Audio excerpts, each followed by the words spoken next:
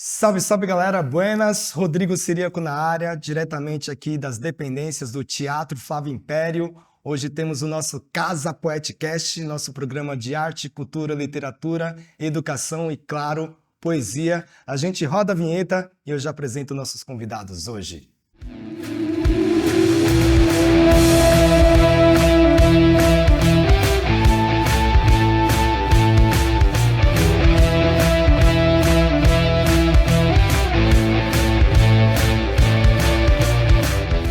Estamos aqui no Teatro Flávio Império. Esse programa Casa Poeticast é uma produção geral da Casa Poética, produção audiovisual da Sigo Som e realização do Teatro Flávio Império. Você pode acompanhar depois nas nossas redes sociais, @CasaPoéticaSP, @Teatro Flávio Império, e também nos nossos programas de audiovisual, Spotify, Deezer e outros mais, beleza? Hoje estamos aqui com uma plateia muito especial, os estudantes do 6º e 9º ano aí representando MF Rodrigues Alves. Salva de palmas para todo mundo aqui! Junto com a professora Flávia e a professora Roberta, que estão na missão, nessa responsabilidade. Não é fácil, né? Pegar a molecada, sair, mas é essa experiência de vivenciar o palco, visitar o equipamento cultural e, claro, participar da gravação com um autor convidado. E eu queria chamar agora nada mais, nada menos do que Marcelino Freire. Chega pra cá, Marcelino Freire, por favor. Palmas pro Marcelino, Eba. pessoal! Como tá? Eita cabra! Seja bem-vindo. Olá, como vão? Bem? Bem! Seja bem-vindo, Marcelino. Eita, Fique à mais uma vontade. A casa é sua. Aliás, é sua mesmo. Marcelino Freire é um amigo de longa data, tem uma trajetória muito especial. Vou comentar um pouco ao longo aí. Mas, Marcelino, se apresente um pouquinho.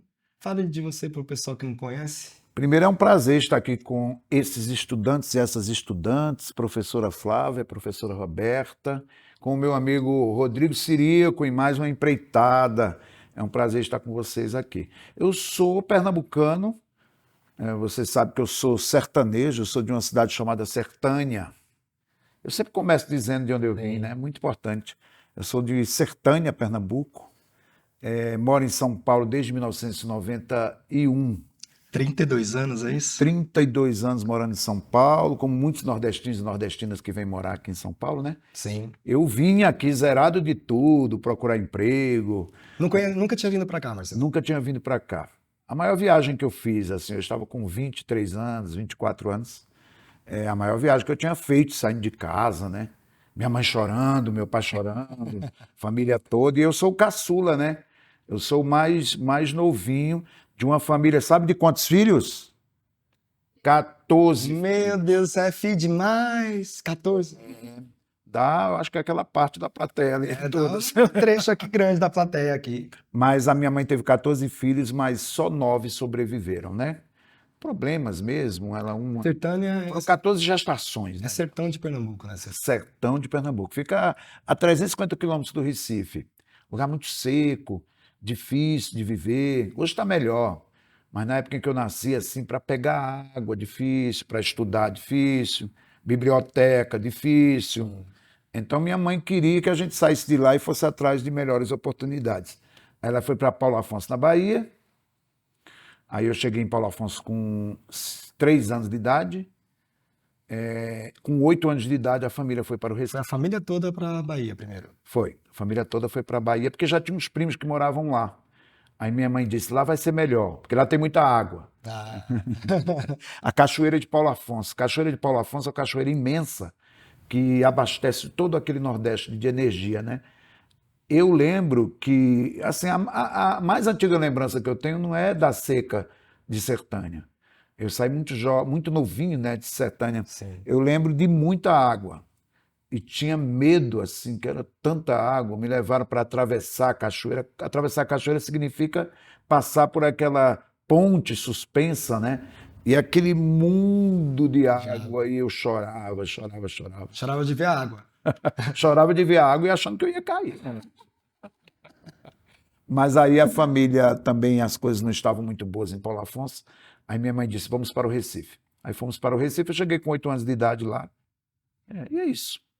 E foi no Recife que você foi para a escola ou você já antes já estava? Como é que foi essa parte da escola? Da escola é que é o seguinte, minha mãe era uma mulher muito teimosa, assim. Ela nunca dizia não para si mesma, né? Então, ela, quando foi para Paulo Afonso, os primos trabalhavam na Chesf, a Companhia de Hidrelétrica de Paulo Afonso, que cuidava da cachoeira, das energias, distribuição daquelas energias todas. E aí os meus primos estudavam na escola da Chesf. Aí ela descobriu que a gente podia estudar também, fazer parte da família. Ela conseguiu colocar meu irmão Manuel e também me colocou nessa escola da Chesf. Então, era uma escola muito boa. Eu lembro Uma escola ainda da dessa empresa. escola da Chesf, essa empresa. Então, eu estudei ali, vamos dizer que eu tenho entrado com 7 anos, estudei 2 anos lá nessa escola da Chesf, aí depois com 8 anos, escola pública no Recife, sempre em escola pública. Embora essa escola fosse da Chesf, era uma escola pública também. Entendi. E na escola, como que foi sua formação ali? Você era uma criança mais solta, mais peralta? Era... Era muito estudioso, era muito estudioso. É, Muito estudioso, porque minha mãe dizia assim, meu filho estude, meu filho estude, meu filho estude, estude, estude, estude. Então eu nasci de 7 meses. 7 meses eu nasci. Minha mãe disse, esse aí não vai escapar, porque ela já tinha perdido 5 filhos. Eu nasci de 7 meses, muito pequenininho. sim. Eu disse, isso aí não vai vingar, não. Aí, nasci de 7 meses, eu acho que eu nasci de 7 meses para poder estudar mais, né? Aí nasci muito estudioso, minha mãe estude, estude, estude, estude. Aí eu acho que eu fui lá estudar, né? Disse, estude para ser gente, meu filho. Sim. Estude para ser gente. Você precisa ser um doutor, você precisa ser um professor, você precisa ser um engenheiro, um advogado. Estude, meu filho, estude. Então eu estudava muito. Eu lembro que ainda em Paulo Afonso eu já estava lendo. E aí quando eu cheguei no Recife eu já estava lendo demais. Aí fui estudar na escola Professor Alfredo Freire, uma escola pública lá do bairro de Água Fria, um bairro da periferia do Recife. Sim. E lá eu fui estudar e lá também eu fui fazer teatro. Com 9 anos de idade, eu vi aulas de teatro. Aí só vou confessar uma coisa para vocês, os meninos e meninas não precisam ouvir, não. Só entre a gente aqui. Eu detestava a aula de educação física. Aula de educação física. Eu fui fazer aula de teatro para fugir da aula de educação física. Entendi. Porque eu não sabia, eu passava mal na aula de educação física, eu ficava correndo na quadra, um sol quente do Recife. Sim. Eu Quadra descoberta. quadra descoberta. Meu Deus. Correr para ir para lugar nenhum, né? Porque você fica correndo. Só fazendo aquele aquecimento. Só fazendo aquele aquecimento, jogo de bola zero, né? Eu sou um cara muito bom e muito generoso. Então, quando o adversário do outro time pedir a bola, eu ia, por que vamos brigar? Sim, não tem motivo pra brigar. Entregava a bola. Sem entrar em disputa, né? Não vamos, não vamos, não podemos, não precisamos chutar uns aos outros. Sim. A bola vai, faz teu gol, seja feliz. Então não dava para ser jogador desse E o jeito. teatro era na escola? O teatro era na escola. E eu tinha ouvido, eu não sei quem foi, uma entrevista na TV de algum ator do qual eu gostava muito e que ele disse que começou fazendo teatro. Aí eu disse, quando tinha aulas de teatro, eu digo, é isso que eu quero fazer. E fui lá fazer sem saber muito bem o que era, mas me apaixonei por teatro. Fiz teatro dos 9 anos de idade, criança, né? Sim. Até os 19 anos. Com 14 anos eu disse, eu posso escrever peças de teatro. Aí eu comecei a escrever as próprias peças. Aí com 14 anos já também eu tive peças montadas no teatro do Recife, né? No Teatro Amador do Recife, mas era saindo da escola para se apresentar como se fosse assim no Teatro Flávio Império, né? A importância desses teatros e dessas Sim. instituições. Aí lá me apresentei demais, né? Muito. Eu lembro que a escola Professor Alfredo Freire tinha este nome porque Alfredo Freire foi pai do Gilberto Freire, escritor do Casa Grande Senzala, etc e tal. Então Gilberto Freire ia muito à minha escola para assistir a gente que fazia teatro, homenageá-lo. Eu achava bonito aquele homem chegar na escola e toda a escola parar para recebê-lo. Eu digo, eu quero ser uma pessoa assim. Você lembra dele indo na Eu escola? lembro dele. Inclusive, olha, eu sou uma pessoa muito atrevida.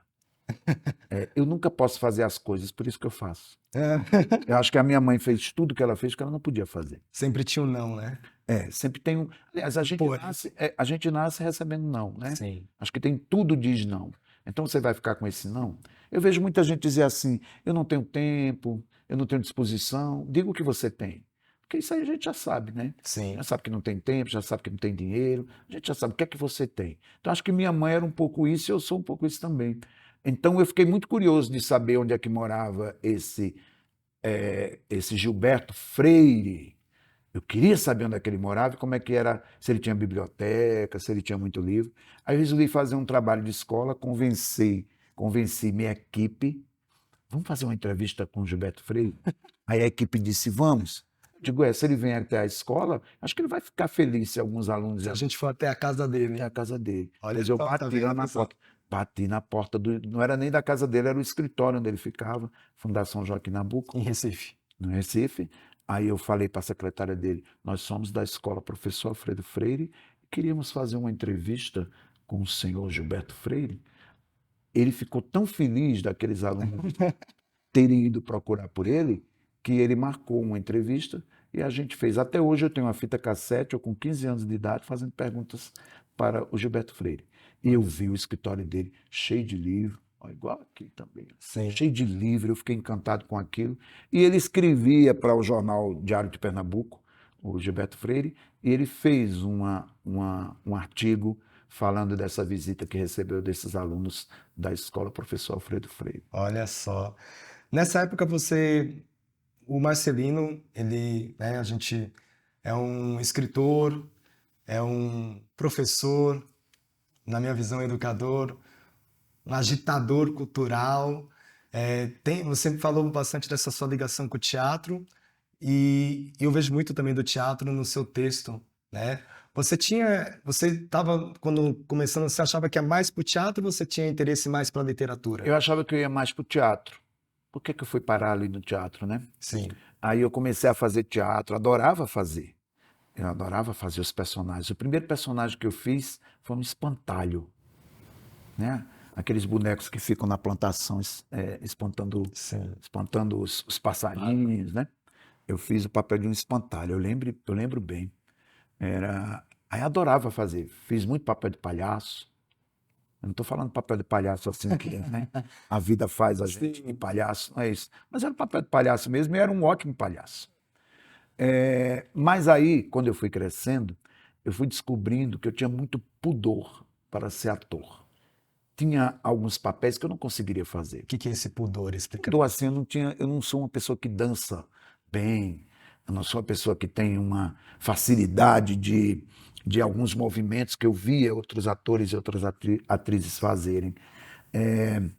Por exemplo, só entre a gente aqui, tem peça, viu? Tem peça que o personagem precisa, por exemplo, só entre a gente aqui, viu? Tirar a roupa, digamos assim. Capelado. Ficar peladinho, né? No palco. Palco. Com a luz iluminando. Com a luz iluminando. Imagina só. Tem as peças adultas, não é isso? Eu já estou falando, aí eu digo, não tenho. Não tem essa cara de pau. Não tenho pudor, tenho muito pudor. Aí eu disse, eu não vou fazer mais teatro, porque eu seria um ator limitado, né? Então, eu escrevendo, eu não sou um escritor limitado. Eu faço o que eu quiser escrevendo. Mas como ator, eu seria muito limitado. Aí deixei de fazer teatro aos 19 anos, mas o teatro não me deixou. Sim. Tudo que eu escrevo, eu penso em teatro. Tudo que eu escrevo, eu penso numa atriz fazendo, num ator fazendo. Por isso que eu acho que eu sou muito adaptado e levado para o teatro hoje, pelo Brasil todo, porque as pessoas reconhecem o meu vexame teatral. Aproveita e mostra um pouquinho da sua voz literária, do seu vexame literário. Então. Agora, eu vou lhe dizer uma coisa. A minha mãe era muito teatral. Muito teatral. Minha mãe era uma mulher incrível. Já faleceu, né? Mas era uma mulher muito para fora. Então era uma mulher... Aliás, o nordestino e a nordestina são muito teatrais, né? Sim. Então, na hora de rezar, tem todo um gesto, né? Então, 6 horas da tarde em casa, minha mãe juntava com a minha tia, com a vizinha, e ficavam... Aquilo era um teatro, né? Minha mãe também dava, né, vários monólogos. Ela quando estava muito aperreada, ela falava. Quando estava muito feliz, ela cantava. Então, tudo isso para mim era movimento teatral. Sim. Minha mãe era tragicômica. Então, muitos dos meus personagens bebem na fonte da minha mãe, na fonte da minha tia, né? Minha tia Totonha. Então, por exemplo, um dos primeiros textos que eu escrevi, e que já tem essa fala teatral da minha mãe, essa oralidade, esse vexame nordestino, e já também com essa carga teatral, já eu tendo passado pelo teatro na escola, que é um conto chamado Muribeca. Eu escrevi esse conto, eu devia ter uns 17 anos, é um conto antigo. Sim. Eu queria imaginar como é que era uma mulher vivendo no lixo, porque tinha um amigo meu que morava no bairro da O Muribeca, Muribeca tá no Angu de Sangue. está no Angu de Sangue. Está nesse livro aí. Aliás, é o conto que abre este livro. Angu de Sangue foi publicado aqui pela Ateliê Editorial. Esse foi o meu primeiro livro aqui em Foi seu São primeiro livro, né? Aqui em São Aqui em Paulo São foi Paulo. meu primeiro livro. Tem uma brincadeira que os meninos e meninas aqui presentes vão gostar. Angu de Sangue, se você tirar a letra S e a letra E, fica Angu, De Angu. Angu de Angu. Então eu tenho muito sempre essa brincadeira de palavra dentro de palavra. Angu é um prato típico sertanejo, Sim. feito de milho, né? Então, quando eu cheguei em São Paulo, esse livro foi publicado em São Paulo já. Quando eu cheguei em São Paulo, eu trouxe o meu angu pernambucano, mas em contato com a cidade de São Paulo, virou um angu de sangue. Eita. Tem muita violência aqui. Coisa tem muita, forte, né? tem muita cidade, a questão urbana, Sim. a desigualdade social e tudo mais. E o Muribeca abre este livro porque Muribeca foi um dos primeiros contos que eu escrevi e que eu reconheci que eu tinha ali uma voz, um jeito de narrar, um jeito de dizer. Então, esse conto, a mulher diz assim no conto, e veja se não é teatro, veja se não é minha mãe. Ela diz assim, e Muribeca, só para explicar para vocês todos e todas que estão assistindo aí, ouvindo também, Muribeca é um bairro em que é um bairro de Pernambuco, de uma cidade chamada Jaboatão dos Guararapes, onde morou Miró da Muribeca. Cadê ele? Oh, Miró, ele tem tudo. Miró O bom tá desse aqui, programa é ó. que a gente fala já. Parece falou. desenho animado. Falou, a gente faz a inserção. Vocês sabem desenho animado, né? Miró da Muribeca. Desenho animado, quando aquele desenho animado, quando você vê que a pessoa puxa tudo de um bolso, né? Eu aqui, ó, está autografado para você, nosso saudoso amigo Miró da Muribeca. Para Rodrigo, amigo de bons tempos, 7 de setembro, ele autografando para você aqui em São Paulo. Miró que nos deixou em julho Sim. do ano passado, grande poeta. Miró da Muribeca. Esse bairro era onde era depositado todo o lixo da cidade, né? Jaboatão, Recife. E aí por isso que essa mulher que vive no lixo, foi aí que eu pensei em fazer esse conto chamado Muribeca. Diz assim, eu vou dizer muito rapidamente, só um trechinho. Lixo serve para tudo. A gente encontra a mobília da casa, cadeira para pôr uns pregos e ajeitar, sentar, lixo para poder ter sofá, costurado, cama, colchão e até televisão. É a vida da gente o lixão. E por que agora querem tirar ele da gente? O que é que eu vou dizer para as crianças? Que não tem mais brinquedo? Que acabou o calçado? Que não tem mais história, livro, desenho? E o meu marido que vai fazer nada? Como ele vai viver sem as garrafas, sem as latas, sem as caixas? Vai perambular pela rua, roubar para comer? E o que eu vou cozinhar agora? Com que dinheiro vou fazer sopa? Vou fazer caldo? Vou inventar farofa? Fale. O que é que a gente vai fazer da vida? O que é que a gente vai fazer da vida? Nem remédio para dor de cabeça eu tenho. Quando vou me curar? Quando me der uma coceira, uma caganeira? Vá, fala, me explique onde vou encontrar tanto remédio bom. Esparadrapo, e band-aid, e seringa. Aí você fica ouvindo essa mulher falar, defendendo o lixão, e aquele lixão vão tirar dela. E o que é que vai acontecer se ela ficar sem o lixão para criar as crianças, para comer, para trabalhar, né? Então o conto dizia isso. O conto diz isso, aí a gente se assusta, mas é uma realidade, realidade, inclusive, do povo que morava na Muribeca. E é uma realidade que, infelizmente, a gente viu mais recente nos últimos anos se tornar com força, né? Os índices de segurança alimentar aumentaram, pessoas mexendo coisas no lixo, Sim. ossos. Sim. E eu conheci o Marcelino em 2005, foi num programa de televisão. E quando eu conheci o Marcelino, eu tava passando, né, os canais assim, tava meio entediado. A gente não tinha as opções que a gente tem hoje de internet, E aí eu botei no canal universitário, você estava dando entrevista, e bem na hora você falou algum, eu vou recitar esse conto aqui.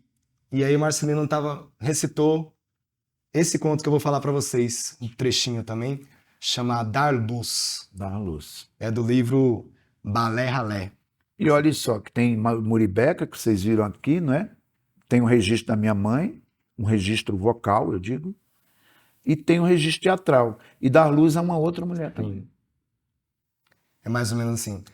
Desde José, desde Antônio, Maria dei.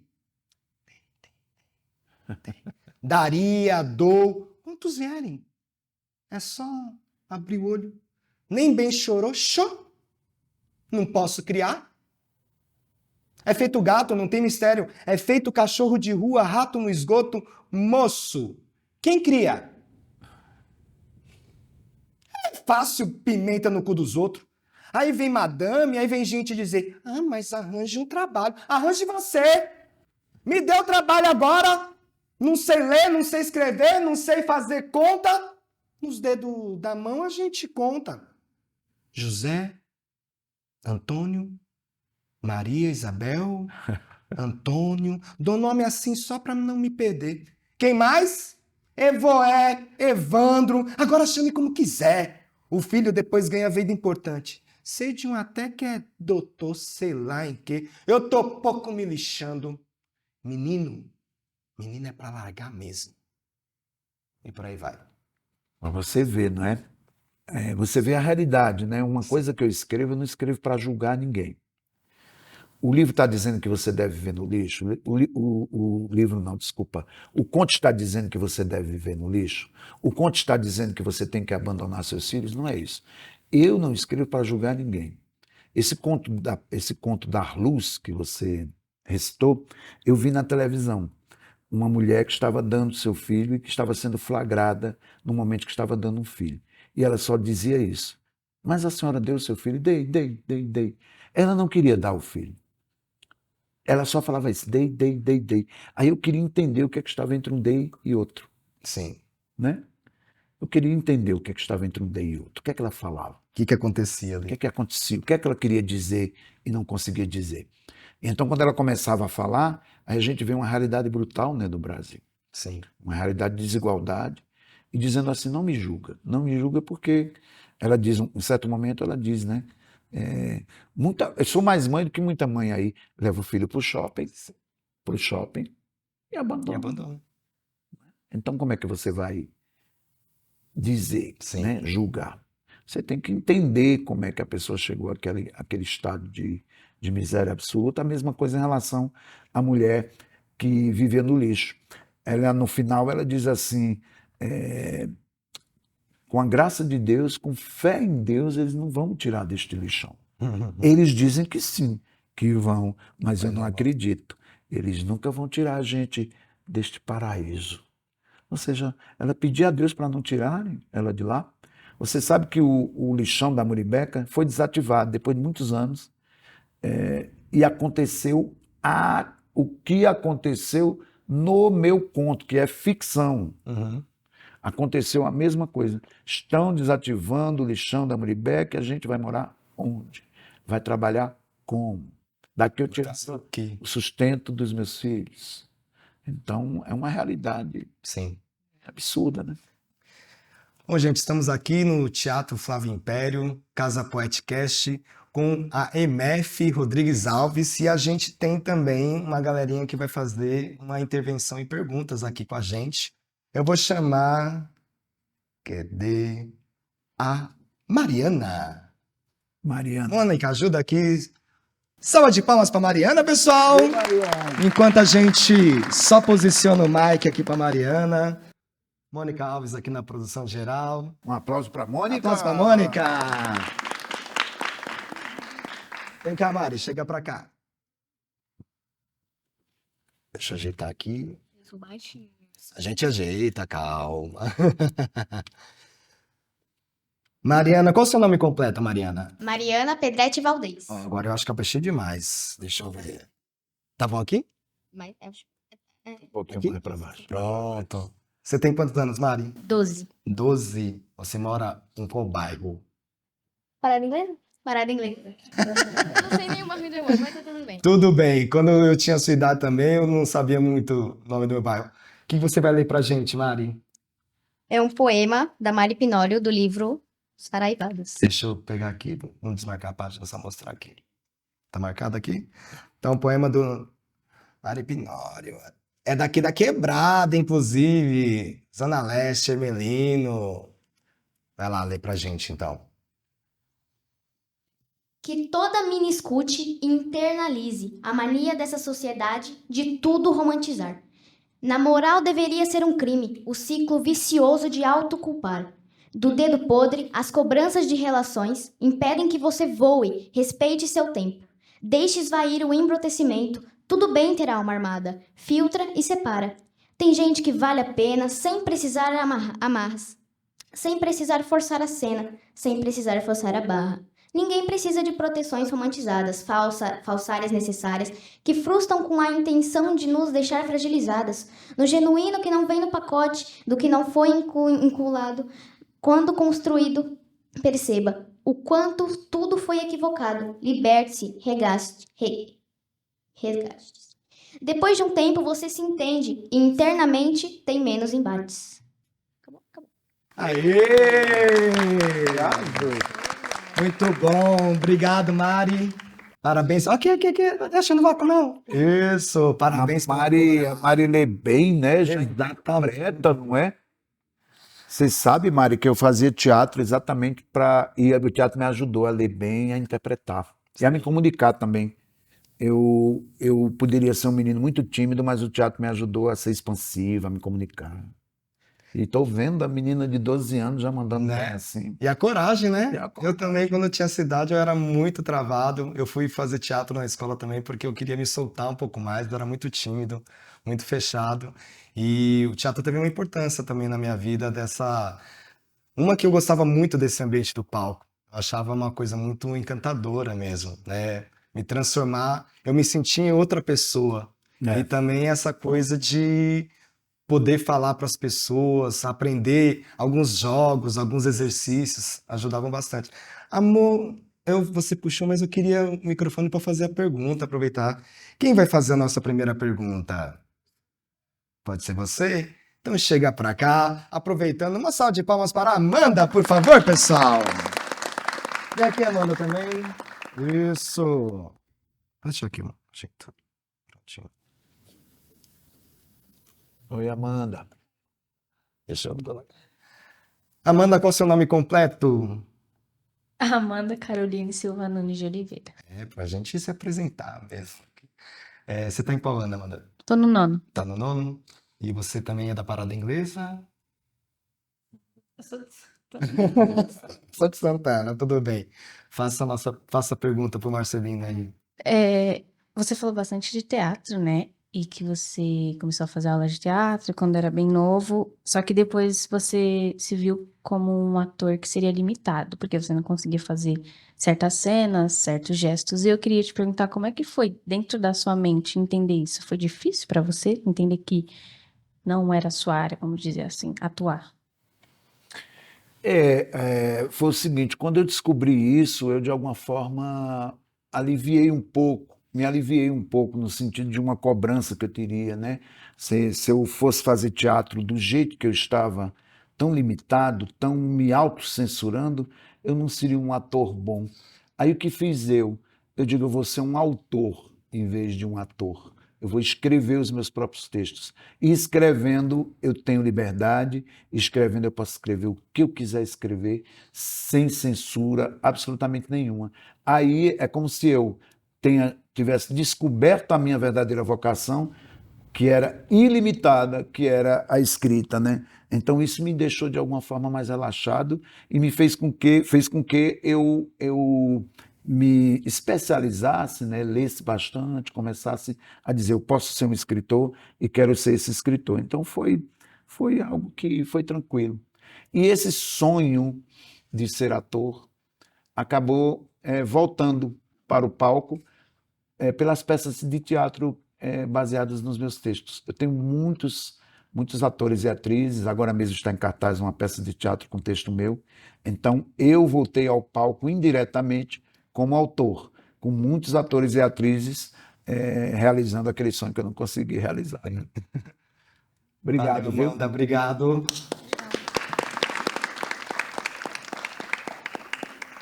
É isso, é o Casa Podcast. A nossa ideia é sempre trazer também alguma escola como convidada para conhecer o autor, para também sentir essa experiência de palco, para a gente incentivar a experiência, a visita aos equipamentos públicos culturais da cidade, que é muito importante. Tem uma programação muito bacana, gratuita e precisa ser explorada.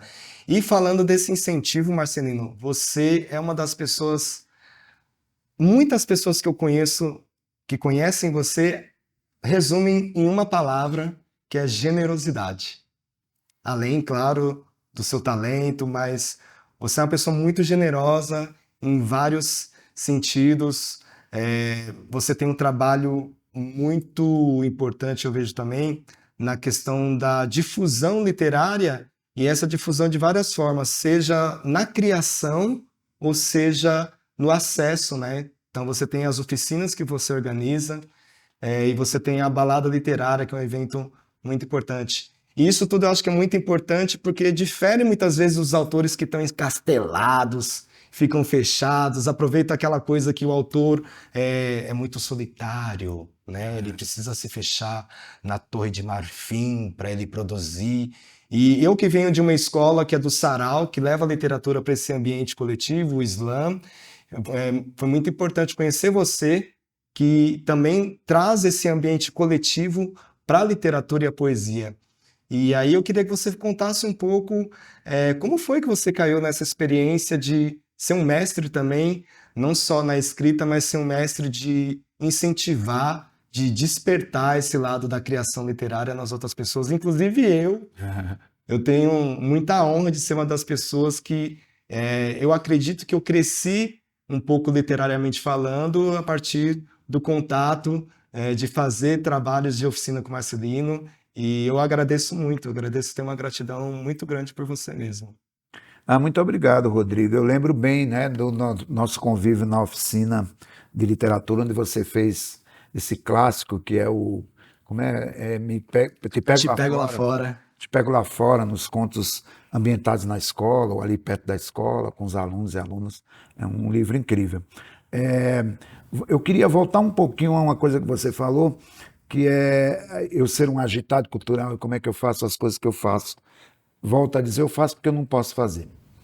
Eu lembro, porque eu perguntei para minha mãe, como é que a senhora fez a mudança, que eram 9 filhos, de Paulo Afonso para o Recife? Eu ia perguntar isso. Como que a senhora fez essa mudança? Ela disse, olha, meu filho, eu sou uma pessoa de muita palavra. As pessoas gostavam muito de mim. Então, quando eu cheguei em Paulo Afonso, eu fui comprar móveis novos numa loja lá em Paulo Afonso. Fiquei amiga do dono da loja. Descobri que ele ia com um caminhão vazio para o Recife, para pegar móveis no Recife, e o caminhão vinha cheio de móveis para Paulo Afonso, para ele poder vender esses móveis. Então, se o caminhão ia vazio, podia levar a minha mudança. E assim eu fiz a mudança da minha casa, porque conhecia o dono da loja de imóveis que gostava de mim, sabia que eu era uma mulher muito correta, muito digna, muito honesta, muito determinada. De palavra. De palavra. Eu faço tudo que eu faço entendendo o que é que tem, onde é que tem um caminhão vazio que possa fazer esse trajeto, Sim. que possa transformar as coisas ao redor. Então, uma balada literária, que é este evento que reúne escritores nacionais e internacionais, artistas, por lá já passaram Caetano Veloso, Ney Matogrosso, Adriana Calcanhoto, você já teve diversas vezes, Paulo Lins, Mia Couto, muita gente, Conceição Evaristo, muita gente passou e passa pela balada literária, porque eu peço, né? Enquanto outras festas são feitas com 1 milhão, a minha é feita com humilhação. Porque eu não deixo de fazer. O não a gente já tem. Não, a gente já tem. Eu lembro que ainda muito jovem, viu, Amanda, não é a Amanda que perguntou aqui? Foi, Amanda. Eu ainda muito jovem, viu, Amanda? Eu fazendo teatro ainda, eu estava fazendo como ator, aí como autor de peças, aí depois eu digo, eu posso ser produtor. Mas como é que uma pessoa pode ser produtora sem dinheiro? Mas eu era. Não me Sim. pergunte. Aí teve uma hora que eu disse assim, eu quero que a minha peça de teatro vá para o Às vezes a gente precisa primeiro nomear, né? Eu vou ser produtor. Isso. Você não sabe como, Isso. não sabe de onde vai vir, mas se você está nomeando, já está estabelecendo o que vai acontecer. A vida é muito curta para ser pequena. Entende? A vida é muito curta para você ficar no lugar que você não quer, nas coisas que você não deseja.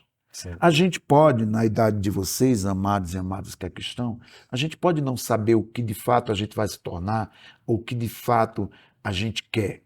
Mas o que a gente não quer, a gente sabe. Sim. Porque por exemplo, eu estudaria engenharia mecânica? Não, porque até hoje eu não sei dirigir. Eu seria educação física, já falei, que não daria. Eu sabia que era alguma coisa ligada à escrita, porque eu era bom em português, em escrita, em leitura. Eu, em casa, era muito respeitado pelas cartas que eu escrevia para a família. Chama Marcelino, que ele é bom de escrever carta, bom de ler a Bíblia para o meu pai.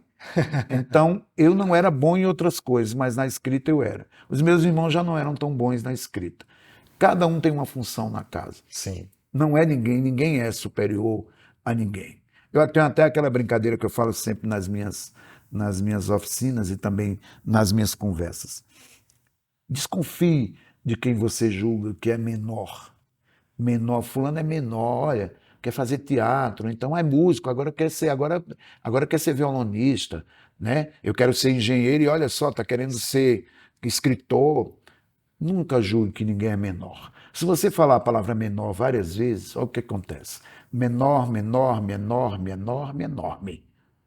Menor, enorme, enorme, enorme. É enorme quem você pensa que é menor. Sim. Então eu fui me tornando uma pessoa enorme dentro da minha casa, pelas possibilidades que eu trazia de conhecimento, de leitura e tudo mais.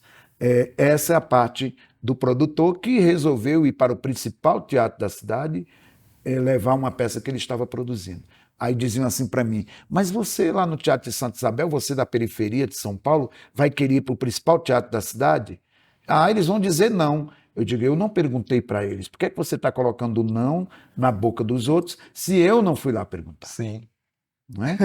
Então as pessoas já dizem, não vai lá que é não. Não, eu já tenho. O não minha família tinha. O não A seca trouxe, a seca trouxe, a ausência de água. ausência de água, as dificuldades, tudo é não já. O não já existe. A vida é o não, né? Então eu tenho que transformar isso não. Então o que é que aconteceu? Isso também é ligado ao meu trabalho também como escritor e meu trabalho como coordenador de oficina.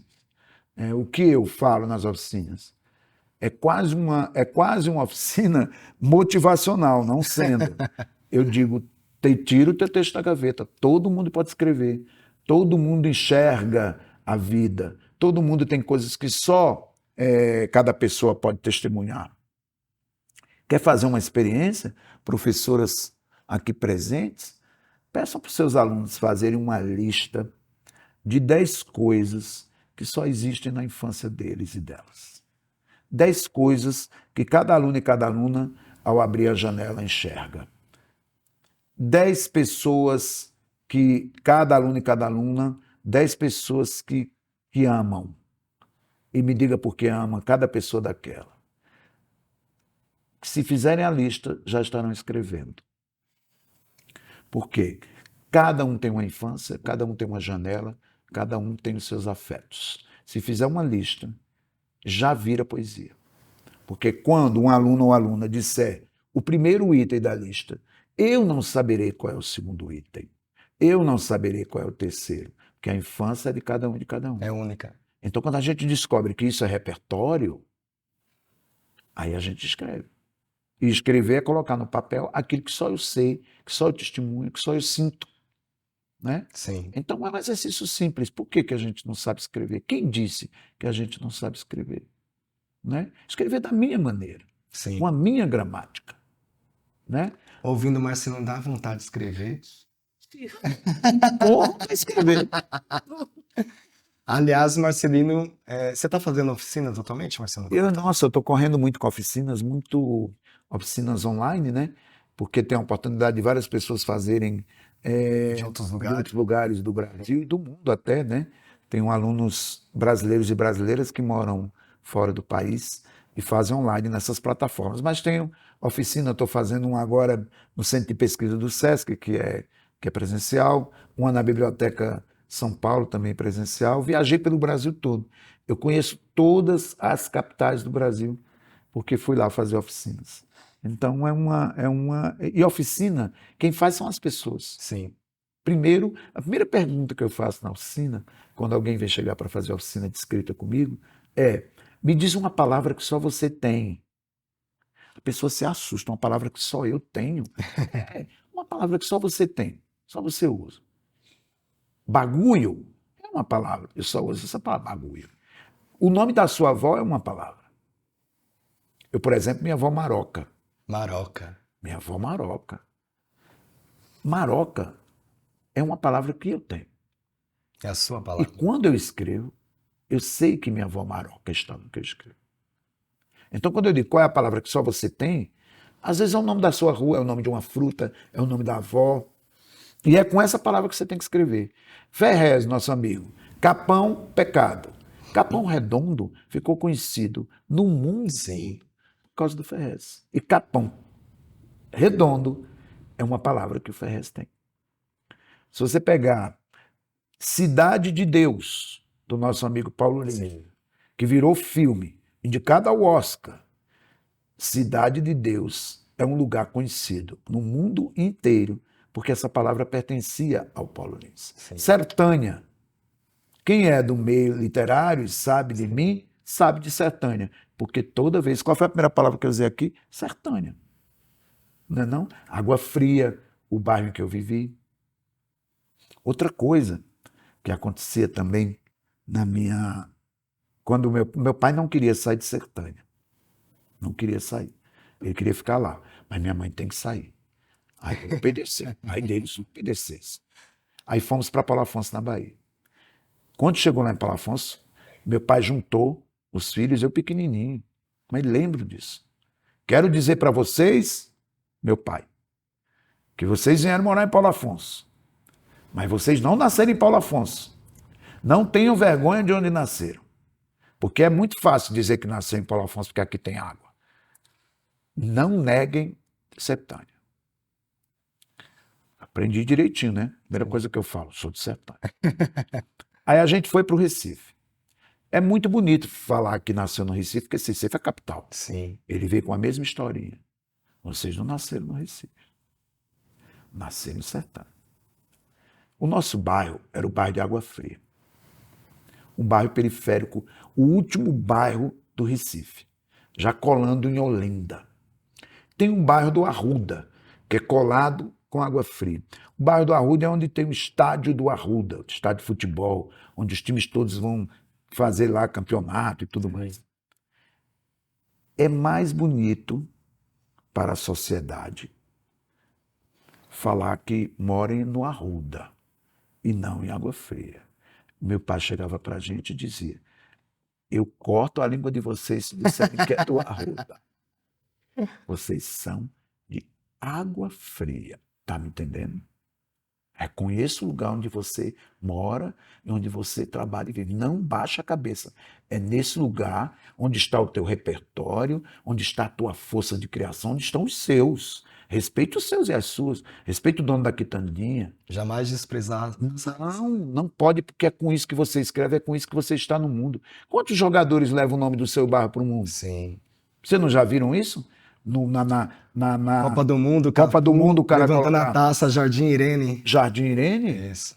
Então sou do Jardim Irene, com muito orgulho. Exato. Sou do Capão Redondo com muito orgulho e de Água Fria com muito orgulho. Cidade de Deus. Eu vou dizer que eu sou de outro lugar, essa palavra não me pertence. E vou fazer com que o meu bairro fique conhecido que eu serei o melhor jogador do mundo, o melhor professor do mundo, o melhor matemático do mundo, o melhor escritor do mundo. O escritor que está falando aqui não seria o mesmo escritor e eu não teria chegado aqui onde estou conversando com você se eu não tivesse lembrado sempre de Sertânia, de Água Fria, de Pernambuco. Essas palavras são minhas. Muito bem.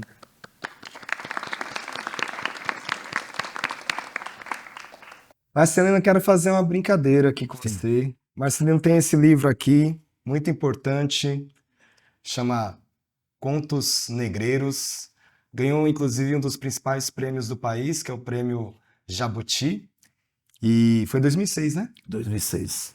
Tem um conto que eu gosto muito, eu sempre que vou na escola, eu às vezes faço esse conto, que se chama Linha do Tiro. A gente vai fazer essa brincadeirinha aqui então, porque ele é um diálogo, né? Você sabe que eu adoro, Rodrigo, todo livro meu tem um conto só em diálogos. A gente pode até depois ver um do Angu de Sangue, que é só em diálogos, é um conto que só tem uma ou outra pessoa ou mais pessoas falando. Não tem nenhuma coisa escrita, é só a fala. Agora vai testar minha memória aqui. Agora, pra ver se eu você sabe decorar? Eu acho que eu sei. E Vamos lá, ao vivo, gente. vamos lá. Deixa eu só explicar uma coisa. Linha do Tiro, olha só essa questão do bairro, né? Linha do Tiro é um bairro do Recife. Por que se chama Linha do Tiro? Que tinha A Linha do Tiro é um bairro? É um bairro do Eu Recife. não Linha sabia. do Tiro é um bairro do Recife. Por que é Linha do Tiro? Porque lá tinha uma coisa de treinamento militar para tiro, né? Pro exército. Para o exército. Por isso chama Linha do Tiro. E aí eu pegava muito ônibus Linha do Tiro. Eles chamavam de tiro de guerra. Tiro de guerra, isso. exatamente. Olha, a Mônica. Eita, abra aí muito bem. Ela não confiou na sua memória. Eu não acredito muito, não. E eu pegava muito ônibus Linha do Tiro. Então, Linha do Tiro é um ônibus também. Sim. É uma linha de ônibus. Então, você veja bem, Linha do Tiro, bairro. Linha do Tiro está na linha do tiro. Tá na mira. E Linha do Tiro é o ônibus que é a linha do tiro, indo para a linha do tiro, bairro, mas parava, eu disse, em Água Fria, e o ônibus continuava. Entendi. Então, por isso chama Linha do Tiro. Aí é dentro de um ônibus em que acontece o diálogo. Busão, hein? Busão. Não quero. Hã? Já disse que não quero. Não quer o quê? Chocolate. Chocolate? Você quer me vender chocolate, não é? Que chocolate, meu senhor? Bala chiclete. Não, porra. O senhor é Hare Krishna, não é? Quê? Da igreja Mãe Sem Cristo, essas coisas. Não. É cego. Cego? Tá com a ferida e quer comprar remédio. Pega, caralho. O quê? Isso aqui é um assalto, não tá vendo? Onde? Aqui dentro do ônibus. Por que você não faz alguma coisa? Eu? Chama a polícia. Mano, esse velho é doido. Quem é doida? Chapadão, passa logo a bolsa. Não falei? O dinheiro, o dinheiro. Não quero. Hã? Já disse que não quero. O quê? Chocolate. Chocolate? Você quer me vender chocolate, não é? Que chocolate, meu senhor? Bala chiclete. Não, porra. O senhor é Hare Krishna, não é? Hã? Da Mãe Sem Cristo, essas coisas. Da igreja Mãe Sem Cristo, essas coisas. Não, não. É cego. Cego? Tá com a ferida e quer comprar remédio. O quê? Isso aqui é um assalto, você não tá vendo? Onde? Aqui dentro do ônibus. E por que você não faz alguma coisa? Chama a polícia. Mano, esse velho é doido. Quem é doido? Vai, doidão, passa logo a bolsa. Não falei? Carteira. Não falei? O dinheiro, celular. Não quero. Hã? Já disse que não quero. O quê? Chocolate. Chocolate? Você quer me vender chocolate? Que chocolate, rapaz? Bala chiclete. Meu Deus do céu.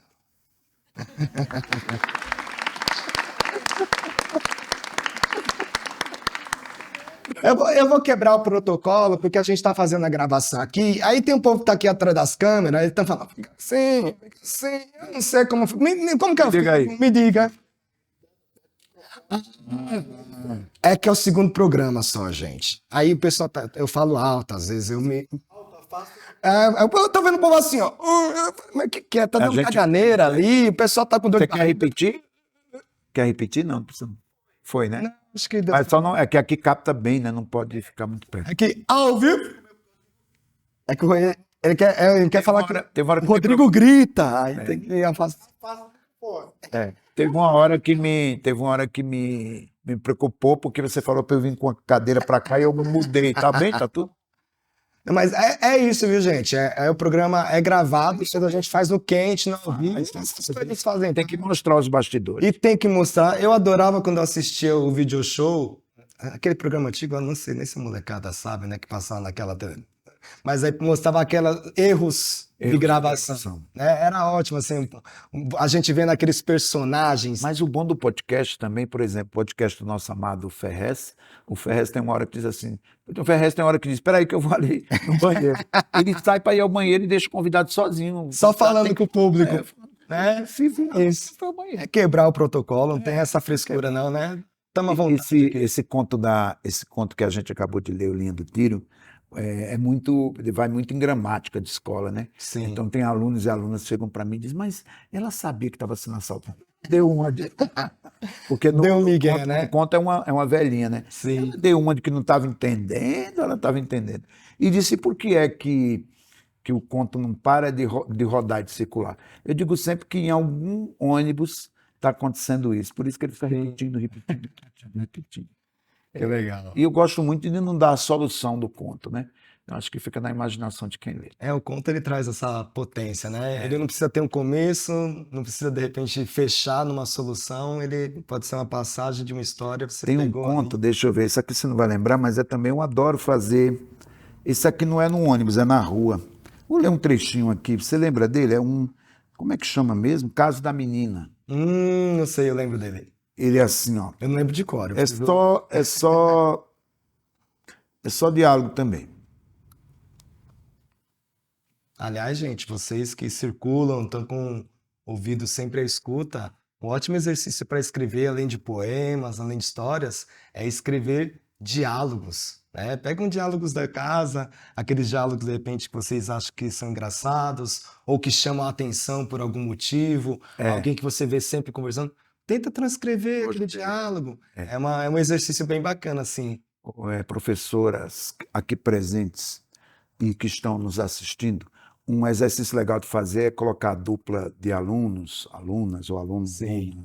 aluna. Assim, a primeira, coloca a primeira frase do diálogo. Invente qualquer coisa. Um texto começa em movimento. Por exemplo, ali Não quero. não quero. O quê? Já disse que não quero. Significa que Fala não quero, já pede o quê, né? Não quer o quê? Aí você faz o seguinte exercício. Começa uma fala, do tipo, que dia é hoje? Aí a outra vai dizer, não sei.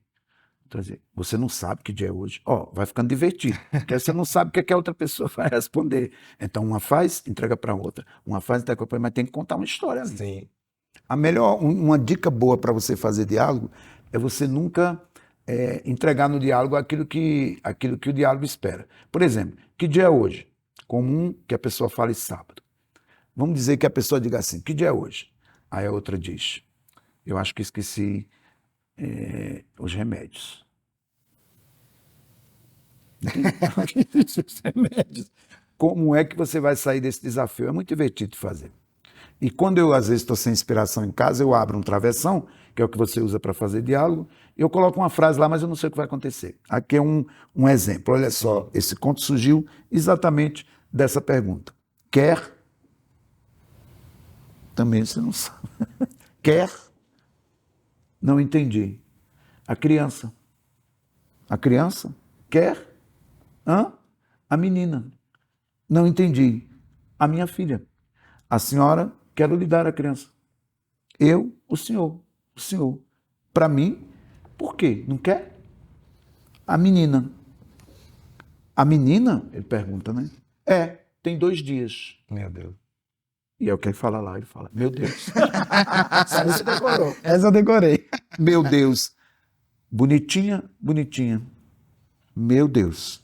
Veja só. Minha senhora, a sua cara. A minha cara? Sim. A do senhor. Minha senhora, a senhora quer dinheiro, não é? Não. R$1 para o leite? Não. R$5? Não. Quero que o senhor leve ela para casa. Por onde o senhor está indo agora? Eu estava indo para o trabalho. Ótimo. Leve ela. Para o trabalho. Para o escritório. Como? O senhor é casado? Não. O pessoal faz uma vaquinha. Vaquinha? Meu Deus, olha só, ela está rindo. Rindo? Veja que belezinha. Ora, ria um pouco. Quê? Ria. Quero ver se o senhor também tem covinha. Covinha? Cova. Ela pode morrer se o senhor não levar ela embora. Como é que é? Morrer. Meu Deus do céu, não acredito. Nasceu para morrer. Não, isso só pode ser palhaçada. Leve a menina. Não, tome a menina. A senhora está biruta. A menina precisa comer. Tadinha. Já disse, dou dinheiro. Não quero. R$10. Não vendo. Minha senhora, jogue ela no lixo. Nossa. O quê? Faça isso, jogue ela no lixo. No lixo? No bueiro. Bueiro? Vou chamar a polícia. A senhora é louca. O senhor é que é louco. Eu, louco. Estou oferecendo e o senhor não quer. Como é que é? Eu que devo chamar a polícia. Essa não. O senhor está abandonando a minha filha. Abandonando a Angélica.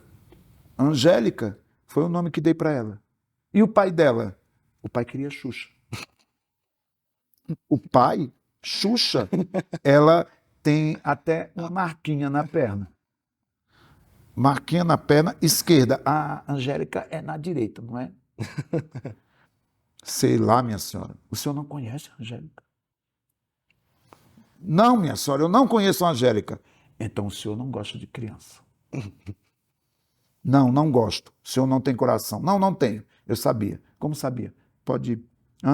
Então pode ir. O quê? Agora quer que eu deixe a sua filha em paz, eu e ela. Não acredito, não pode ser. Meu senhor, vai embora. Não vê que ela está chorando? Chorando? O senhor está assustando a minha filha. O senhor está assustando a Angélica. Eu vou chamar a polícia. O quê? Ela diz, né? Vou chamar a polícia. Aí ele, o quê? Saia.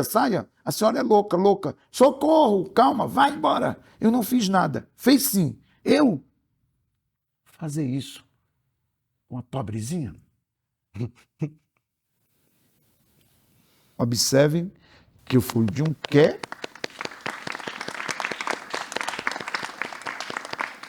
nos meus contos. Tudo começou no Não quer. Quer como quem oferece um chiclete, que é o que tem no outro conto. Todos os meus livros têm diálogos onde ninguém se entende. E eu acho que é exatamente um pouco do mundo que a gente está vendo. Ninguém se entende. Né? Exatamente. Marcelino Freire aqui no Casa Poeticast, nosso podcast da Casa Poética. E vamos chamar mais uma convidada aqui da MF Rodrigues Alves. Primeiro, a gente vai inverter agora. Não, vou inverter não. Vai ser para fazer ela Thalia. Então, chega para cá, Isabelle. Salve de palmas para Isabelle, pessoal!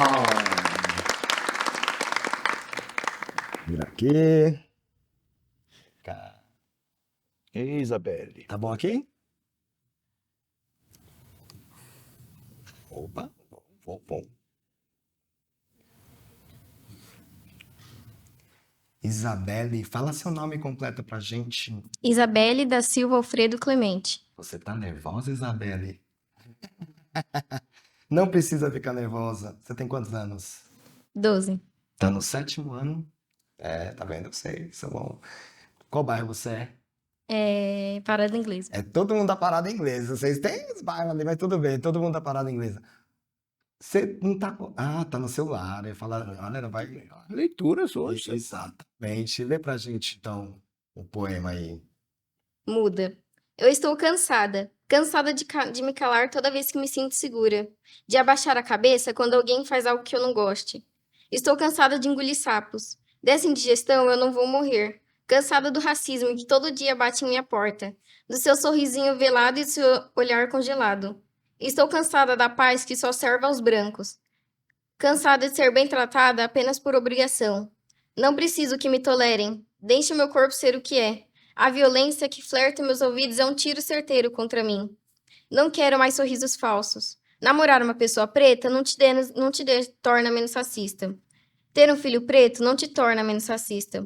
Empregar pessoas pretas não te torna menos racista. Conviver com pessoas pretas não te torna menos racista.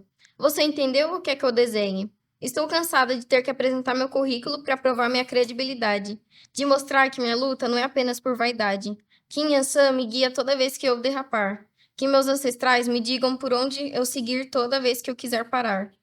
Então não me peça para calar, porque os gritos que habitam aqui vêm toda noite me atormentar. Sempre será por vingança aquele amor que eu tento revidar. Eu estou cansada, mas como falar de amor se eu não me sinto amada? Como falar de paz, se paz eu nunca consegui nada? Como falar da cura, se quem fere tem seu plano de saúde e diz que seu racismo é doença detectada? Para pobre, todo ato de legítima defesa é violência. Para os bem-sucedidos, legítima defesa é aplausos em sua fachada. Por toda a luta. Por todas as mortes que eu não vou ficar calada. Maravilha! Obrigado, Isabelle! Parabéns! Valeu, obrigado. Isabelle tem uma voz boa, né? Uma Não é? voz potente, né? Aliás, olha, professoras aqui. Parabéns por essa Rodrigues Alves bem representada aqui, muito bem. E agora, a nossa colega também para fazer uma pergunta. Vem para cá, Valquíria, por favor. Deixa eu ver. Que eu acho que eu preciso aumentar só um pouquinho. Aí. Valquíria, qual é o seu nome completo? Valquíria Assunção de Santana. E você tá em qual ano? Eu tô no 7º. Tá parada em inglesa também? Sim. Faça essa pergunta pro Marcelino. Eu queria saber qual é a sua maior inspiração na sua área de trabalho, em quem você mais se inspira. Olha só, essa pergunta estava aqui. Obrigado, Muito Valquíria. bem, muito obrigado, Valquíria. Olha só, eu gosto muito de escutar. Então, todas as minhas inspirações vêm da rua. Eu escrevo também para dar vida às pessoas que já me deixaram. Então, eu lembro muito de algumas frases da minha mãe, algumas frases dela começaram meus contos, frase de uma tia começou meu conto, de um tio, do meu pai, né? Então, eu sou muito da oralidade. No Nordeste, a oralidade, aquilo que se fala, aquilo que se canta, né? Aquilo que se improvisa, tudo vem de uma fala nordestina, né? Uma maneira de se tornar público, de publicar um texto, é falando este texto. Você vê muito isso nos slams, você vê muito isso nos rappers, e você vê também nos repentistas nordestinos. Então, eu sou muito dessa fala, a partir da fala que eu escuto. Obrigado, viu? Obrigado, Isabelle. Gente, estamos aqui para chegar nos finalmente. Cadê o ar? Eu queria agradecer imensamente ao Teatro Flávio Império, aqui representado pelo Edson, também representado pelo Rodrigo, ali na parte do som, pelo Ricardo na iluminação, eles que ajudam a construir tudo isso aqui, esse microfone, o som que a gente ouve da caixa, essas luzes, tem sempre um porquê, é uma construção. Então eu queria agradecer, uma salva de palmas para os rapazes.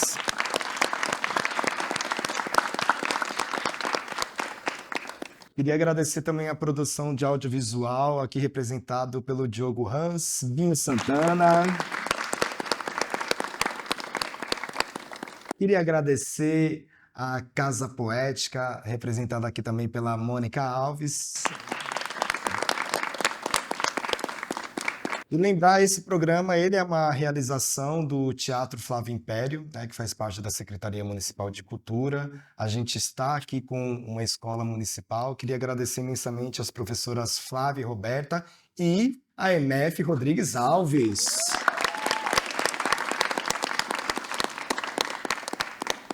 E Marcelino, para fechar, quando esse programa passar, vai ser no mês de junho, mas a gente está muito próximo do Dia das Mães.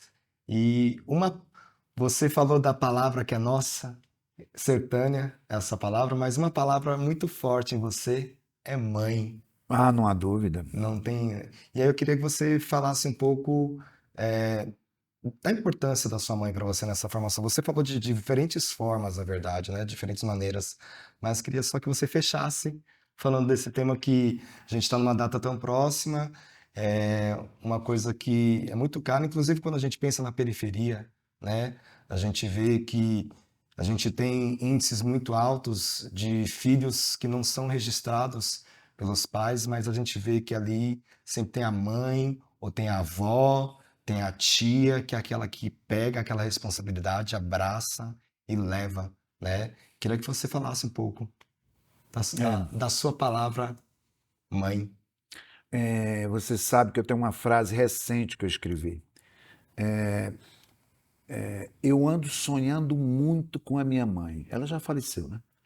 A minha frase é: eu ando sonhando muito com minha mãe. Sou eu quem pede para ela voltar no outro dia. Eu sonho e peço: você vai voltar amanhã? Porque até hoje eu ainda converso com ela. E imagine quando ela estava viva, era que eu conversava e colhi muito essa fala, essa afirmação, essa honestidade, né? Essa mulher que criou 9 filhos, perdeu 5, né? Que saiu do sertão de Pernambuco sozinha e dizia: o caminho só vai para frente. E queria que a gente estudasse, né? E aí leva a gente para Paulo Afonso, vai para o Recife, numa dificuldade. Imagine 9 filhos para estudar, calçar, comer, né? Se vestir.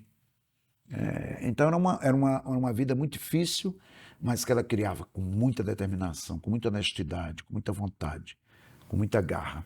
Então eu herdei da minha mãe tudo isso. E também carrego essa palavra, né? Essa palavra que eu carrego, que me trouxe aqui, né? A literatura que eu faço conversa com ela. É uma conversa permanente. Volto a dizer, até hoje, essa conversa se mantém, né? Ela faleceu em 2010, mas a conversa se mantém. Porque é uma força da natureza. É algo que a gente não perde. E toda a minha palavra vem dela. Eu compactuo, grito, choro, rio com a minha mãe. Tenho o meu pai também, um homem digno, um homem incrível, e que também eu converso muito com o silêncio do meu pai. Meu pai era um homem muito silencioso. Ele falava silenciosamente, mas eu conversava com o silêncio dele. E a minha mãe era uma mulher para fora. Era uma mulher que tinha que despachar aquilo que sentia, aquilo que estava angustiando. Então essa fala vem para os meus personagens. Vê como os meus personagens falam pelos cotovelos. Sim. A alma dos meus personagens fala pelos cotovelos. A alma da minha mãe falava pelos cotovelos. Essa alma está em tudo que eu escrevo. É o que me trouxe até aqui. E com essa fala, fechamos o Casa Podcast. Uma salva de palmas para todos nós. Obrigado, muito obrigado. Eu que agradeço, Marcelino. Deixa eu lhe dizer uma coisa, ver essa garotada, esses estudantes, essas estudantes aqui num palco sagrado do teatro, pode ter certeza que eu estou aqui com a mesma idade de vocês, lembrando quando eu fazia teatro e adorava estar nos bastidores, estar no teatro, estar num palco, com luz em cima da gente, para a gente falar daquilo que a gente gosta e ser, né? Sim. Você vê as estudantes aqui, vêm, leem e se afirmam diante da palavra e diante da vida. Sim. Isso a arte faz. E isso você faz também, professor e mestre. Obrigado, amigo, e até a Eu que próxima. agradeço. Obrigado. Eu acredito muito nisso daqui. Eu acho que é muito importante a gente ter essa experiência, né? Estar num ambiente desse, sentir a quentura da luz, sentir a potência do microfone, sentir a possibilidade da gente se ver de uma outra forma, para além da quarta parede, né? Ali que separa a gente. Então eu acredito muito nisso. Acompanhe a gente nas redes sociais. Tem Marcelino Freire no Instagram, @Marcelino Freire, é isso? Marcelino Freire, escritor. Marcelino Freire, escritor no Instagram. Tem muito material do Marcelino no YouTube, pela internet. Acompanhem também esse e outros vídeos no @Casa Poética SP, @Teatro Flávio Império e nas principais plataformas de áudio como Spotify, Deezer. E é isso aí. Obrigado, até breve. Obrigado. Valeu, pessoal. É nóis.